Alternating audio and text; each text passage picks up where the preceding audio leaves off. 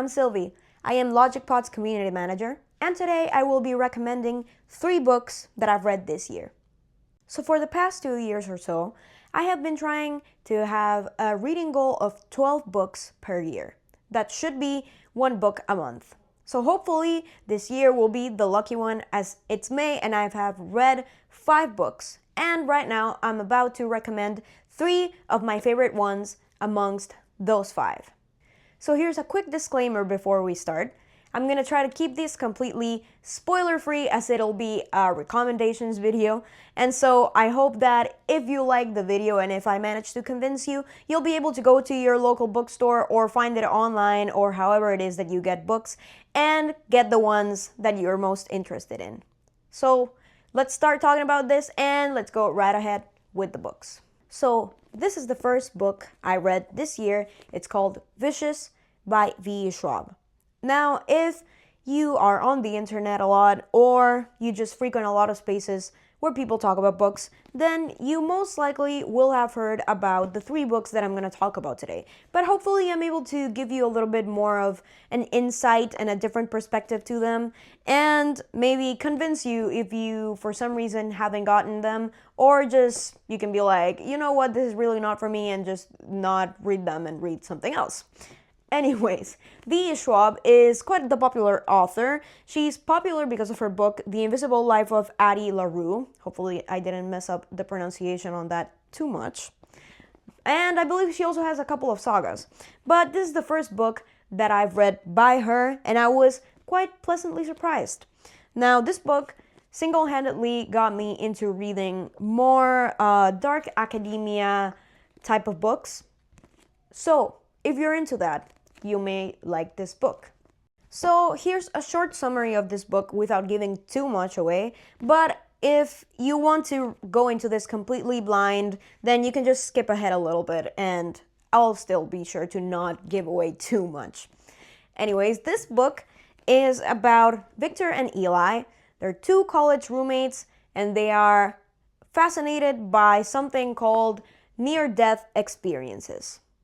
That kind of sends them on a little adventure. You'll definitely enjoy this book if you are into morally gray characters. I will say here's a little bit of a hyper-specific recommendation for people, but if you watch the show Arcane and you enjoy Victor's character, and it's not only because they're both named Victor, if you enjoy Victor's character and you enjoy his relationship with Jace, you might enjoy this book. Also, if you have watched the show The Last of Us and you like Joel and Ellie's relationship, you might also like this book. Another thing is that this, again, is very dark academia. I really enjoy, as you will find out with the other 2 books as well, just characters who get really invested in whatever it is that they're studying, almost to the point of obsession. I find it really interesting to read, so you will enjoy that. But in this book, you'll also find a little bit of a sci-fi and paranormal energy to it. So if you like the X-Men, you might also like this book. Now, as for warnings before you read it, I don't have much to say about this book. I'd say it's just a fun little adventure that you can just kind of dive into right away. This was a complete page turner for me. I could have read it in like a week if I was a little bit more disciplined, but I still read it fairly fast for someone who doesn't exactly read consistently. So really nice. I'd say it's an easy type of read. Very fun. 100% would recommend. One last thing. This book does have a sequel, but I got a little bit too attached to the characters and I am scared that I'm not gonna see them again in the 2nd book. I have not read it yet, and I'm not sure if I will, but if anyone has read Vengeful, which is the sequel, then let me know, and maybe I will give it a try if it's good. Now, these next 2 books that I'm gonna talk about often get recommended together, and they are If We Were Villains and The Secret History. Now, I've seen a lot of people saying that if you liked one of these, then you'll most likely like the other. I will say, even though I did like both of them, I started reading If We Were Villains, and I could not really understand after I finished it and I started reading the Secret History why people tend to talk about them together so often. Besides the fact that they're both about a group of friends that kind of like, goes through some things and has a character named Richard. But we'll talk about it a little bit. So as I said, I read If We Were Villains first. Now this book, I love it, and it has a really special place in my heart. This one I did read in like about a week, and it was such a great experience. I tend to get a little bit attached to the characters, but if you're into that and you like really lovable characters, you will like this one over here. I will say that if you read The Secret History, if you've already read The Secret History and you're looking to get into this one because everyone recommends them together, don't expect the same amount of complexity that you have on The Secret History on If We Were Villains. Because this book is, I would say, a little bit of a friendlier version of The Secret History. You won't get as much subtext in between the lines. You'll just get kind of an overview of a similar story. Now, an interesting thing about these two books, which I read one followed by the other. Again, if you don't want any spoilers at all, even though this happens in like the first 2 pages of each book, you can skip ahead a little bit. But both of these books start 10 years after something happened with the protagonist getting out of jail. I did not pick that out on purpose. I'm not sure how it happened. But that and the fact that we have a bunch of characters who are really interested in the subject that they are studying, these three books, go into that category very well. So, just as much as in Vicious, the book is a little bit about near-death experiences and it goes a little bit into sci-fi. If We Were Villains is about a group of students who go to a college that specializes in Shakespeare. So you'll get, if you're not too much into sci-fi and you want a little bit more of the literature side, the English side of it, then you will enjoy this book. So one of the biggest similarities that you will find between these two books is that they're both filled with encoded messages. On this book, you will find it in the shape of Shakespeare quotes, and on this one, you will find it in the shape of ancient Greek. So pick which one you like more. I read If We Were Villains first, and I will say that I did enjoy reading this book way more than I enjoyed reading The Secret History, which I'm sure is quite the controversial opinion. But The Secret History left me analyzing it and thinking about it for a while after I finished it. Personally, I'd say that If We Were Villains is a little bit of an easier read. You'll just get through it faster, or at least I did. It's just a little bit lighter. And it's also way more fast-paced than The Secret History is. I read this one first, and I think that should be the right order to read them in if you're interested in reading both of them. Read If We Were Villains first, and then read The Secret History. Because if you read The Secret History first, I have a slight feeling that you will be a little bit underwhelmed with If We Were Villains. In my opinion, there are two sides to this book. First of all, if you are someone who likes to read about the classics, or likes to read different versions of the classics, like, for example, the Song of Achilles, then you will enjoy this book. Also, if you're the type of person who really likes to annotate books, but not necessarily because you want to analyze them, but because you want to remember the quotes, then this book is also for you. Now, on the other hand, if you are the type of person who likes to analyze books, then if you get this one, I will recommend that every time they mention a Shakespeare work, you find that Shakespeare work, that book, that play, just Google it or find it and read it if you want to really delve into it, and try to understand how the dynamics of that book fit into this one, how the archetypes reflect on the characters on this book, and how the story foreshadows the story on this one. And I will assure you, you will have the time of your life. Before we dive into the last book, which is The Secret History, and there's quite a lot to talk about, just so you don't get too tired of my voice, let's hear some of the other recommendations from the rest of the LogicPod team. Hi everyone. My book recommendation was The Alchemist by Paulo Coelho. I find the book is really good because it speaks about self-growth, following one's dreams and hopes. It talks about communicating with our own hearts and also the earth and life itself. And I find a lot of its moments very magical, very realistic as well.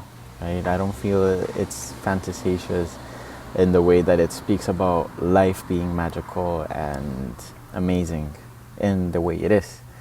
So that is why I chose The Alchemist. I think it's great to follow as an example of self-growth and bravery, as well as realizing that life works out if we're following our own dreams. If we're following our own dreams, life has a way of working itself out and following a path that leads somewhere, right? And I think that's important to remember because sometimes in our most difficult moments, we forget that there is a purpose, that life is going somewhere. But if we remember that there is a future, that there is a purpose, that our past, present, and future follow a direction and a sense of growth, then that's key, that helps. Hola, ¿qué tal? Soy David y hago parte del staff del LogicPod. Hoy quiero recomendarte un interesante libro llamado Piensa como Amazon. 50 ideas y media para convertirte en un líder digital. Este libro fue escrito por John Rosman, quien en su momento fue el ejecutivo de la compañía que lanzó y amplió el negocio del marketplace, que actualmente representa más del 50% de las unidades vendidas por la compañía. La esencia del libro es presentar un conjunto de ideas que han sido aplicadas en la compañía a lo largo del tiempo y que la han convertido en un referente de la industria. No obstante, si se analiza en detalle cada una de las 50 ideas y media, se puede identificar claramente que muchas de ellas tienen una completa adaptación a lo que puede ser nuestra cotidianidad, no solo desde una perspectiva profesional, sino en nuestro diario vivir. Quienes sean apasionados por la tecnología saben de los constantes cambios que se presentan y es por eso que es de suma importancia conocer cómo grandes referentes se han apalancado en estrategias que los han catapultado al siguiente nivel. Así que si quieres conocer más en detalle este libro, te invito a que lo leas. De seguro aprenderás mucho de él. Sigue en contacto con Our Office para que estés atento a nuestros siguientes recomendados. And lastly, we have The Secret History. Now, where do I even start talking about this book? It has been so recommended by everyone. It is considered to be a future classic, maybe, if you will. And I will definitely say that if you're gonna read it, you should treat it as so. Now, don't get me wrong. I'm not saying this follows the same structure as a classic. You will not get 20 pages of a character monologuing about rocks and tapestries. I am looking at you, picture of Dorian Gray. It's definitely easier to read than that. But still, it has quite the level of complexity. Now, it's hard to give a summary on The Secret History because it will sound a little bit, if not very similar to If We Were Villains. This book is also about a weird group of people, weird group of friends who are a little bit obsessed with some subject matter, except this time it's not Shakespeare, it's ancient Greece. And again, it spirals out of control. I went into this book thinking it was gonna be If We Were Villains, but with ancient Greece, as I just explained. But you won't get that same level of connection that the people in If We Were Villains have with Shakespeare, as you will get in The Secret History. The Secret History is just like another step ahead of that obsession. If you like morally great characters, these 3 books you will love. But especially The Secret History, because is anyone a decent person in this book? I haven't really figured it out. Read it and figure it out for yourself. This is the type of book that you really have to analyze, and I will recommend that if you read it, you consider the possibility of reading it twice, because I have a feeling that it's one of those books that you only see the full story after you read the complete book, and so reading it twice might give you even more insight about what this story is about. This is a really, really good book. I feel like it deserves to be called a classic, perhaps. But read it and let me know what you think. And the last warning before you read this book, if you're someone who likes to annotate books, then do it with this one. I didn't, because sometimes you grab a romance book and you're not gonna annotate a romance book, because what is there to annotate except, I don't know, cute quotes that they say to each other? There is not much. I usually annotate either classics, because there's a lot to analyze, or mysteries. So I don't know why I didn't think to do that with this one, but if you're thinking about reading it and you like annotating books, annotate this one. You will be happy if you reread it, or if you just look back on it, skim through it again to see all your notes and how your perspective of the story changed. Really interesting. So those were my 3 favorite books of the year so far. Hopefully this video gave you a little bit of a different opinion on them, convinced you to read them, or convinced you not to read them, either or. And hopefully you enjoyed it. I'll see you soon, and happy reading.